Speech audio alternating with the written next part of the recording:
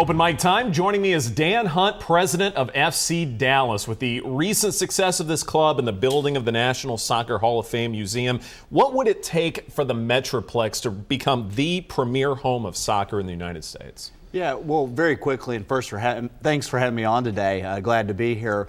You know, it really is becoming the home of soccer in America. We produce more talented young players, and a lot of them come from the FC Dallas Academy, and the National Soccer Hall of Fame was really the next piece to bringing, the Metroplex to prominence in soccer. What is it about the identity of the Metroplex that can make soccer thrive here for a long period of time? Well, the giant population, and it's so diverse here. A lot of the young people we have playing soccer come from, different ethnic backgrounds, and they're having a lot of success at the different national team levels, and we're also now producing a number of Mexican national team players, and that's really, hit home for fans. They're coming out to see FC Dallas games because they're seeing their stars, not only for the U.S. national team programs, but also for Latin American teams. Popularity for FC Dallas would obviously go up exponentially by winning an MLS Cup. FC Dallas clearly in the Western Conference picture. You like your club's chances in early July? I do. I love our club's chances. We're playing great right now. We're obviously in second place. We recently had an opportunity for Fabian Castillo to go to Europe. There was a lot of interest, and a transfer fee was offered.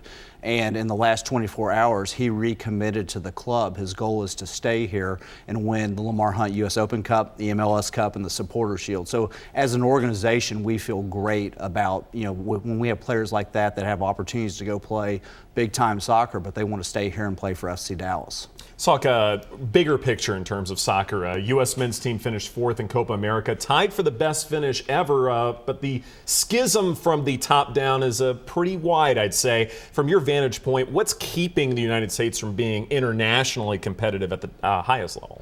Yeah, you're starting to see the good athletes play soccer, which is a change we've seen. And not that we had bad athletes, but we've seen a fundamental shift. The kids at FC Dallas youth program has changed, but the national team, kids like DeAndre Yedlin, and you've got Brooks, and they're great athletes. I would say it really comes down to managing games. We're producing the talent, but when it comes to those gigantic games against an Argentina, obviously the final was Chile against Argentina, we're not able to manage our way through. And when I say that, you've got to be able to control your emotions, control the game. There are moments where you need to slow the game down and actually manage through the officials. And we, as a country, soccer is relatively new compared to a lot of the people we compete against and the growth of the game, but I think we're getting better at that. But, we are a country of 330 million people, and my dad always said, the day that we line up a U.S. national team and the players look like NFL corners is the day the rest of the world will tremble. And he was right about it, and now we've just got to manage the emotional part of the game. Do you feel like that the women have done a better job of managing that emotional side and doing it a little bit more quickly? And they also don't have a football or a baseball that may be taking away the best talent.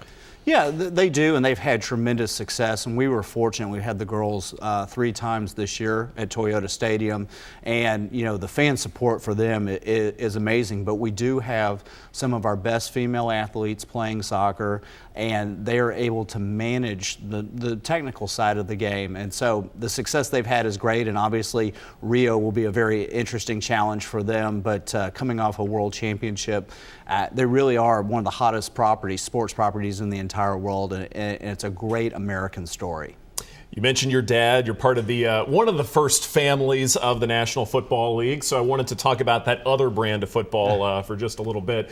A lot of NFL players voiced displeasure hearing about these inflated NBA free agent contracts where guys with minuscule stat lines are making 9 figures over the course of 5 years. Are you concerned that this displeasure could turn into serious action by NFL players? It's hard to say. Obviously the contracts were astonishing that were passed out, and you're right. There were some, lines where 5 minutes and a couple of points a game got you, these gigantic salaries.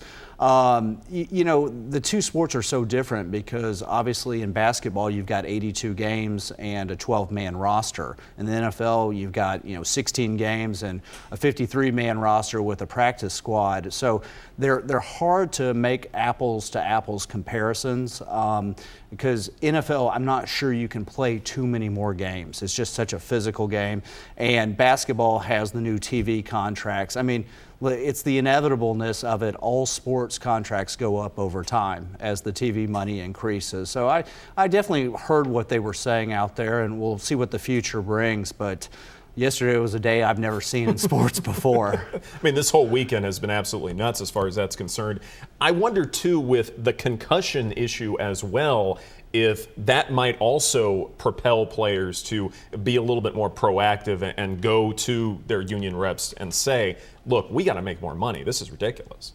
Yeah, again, it's a little bit hard to say because I think, football is not the only one that faces this issue. And, player safety, I think, is something that all of these leagues have got to focus on, from, soccer to basketball to baseball. I mean, you see these strange plays where players, have injuries. And so, I'll say this, being in these leagues, the player safety is of the utmost importance. So, yeah, they will go ask for bigger contracts. We know that's going to happen, and it does happen over time. And so we'll just have to see where the cards fall, if you will.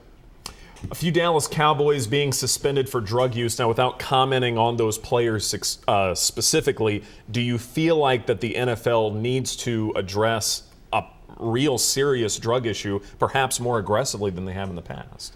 Well, I think Roger's done a good job of managing through that, and obviously the discipline has become more and more severe as time has gone on. And, I'm sorry to see that. I'm sorry for those young men to, be in a situation like that. And I'm sorry for the fans of the game.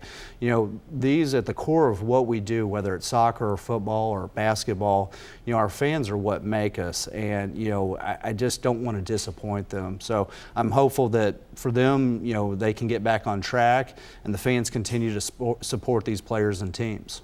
It seems like an ongoing issue, in terms of drug use in the NFL, and I wonder at what point is it really going to affect, the fanaticism within the National Football League to where, they're going to look at other sports and other opportunities and say, you know what, these professional athletes in this other sport are better role models for my children or those who I care about.